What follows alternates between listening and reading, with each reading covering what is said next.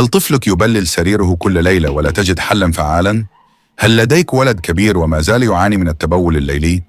تستيقظ كل صباح لتغيير الأغطية وغسل الفراش؟ لا تقلق، لست وحدك، وهذه المشكلة لها حل بسيط وفعال دون أدوية. قبل أن أتابع، صلي على النبي الكريم في تعليق، وادعمني بمتابعة وقلب، وقم بحفظ الفيديو. جربي هذه الوصفة السحرية. حضر له هذا الشاي وسخن بطنه، ولن يبلل السرير بعد اليوم. إذا كنت تشعر باليأس لأن طفلك يبول في السرير يوميا تقريبا، جرب هذا الشاي السهل والمضمون 100%. في المرة الأولى التي تعطيه فيها سيتوقف عن التبول في السرير قبل النوم. ضع كوب ونصف من الماء في إناء الشاي، وعندما يغلي أضف 3 أعواد من النعناع الطازجة وعود القرفة. اتركه يغلي لمدة 10 دقائق تقريبا، ثم أعطه الكوب. قدم له الشاي قبل النوم بنصف ساعة ليتمكن من الذهاب إلى الحمام. ستشعر كيف يسخن بطنه ولن يبلل السرير مرة أخرى.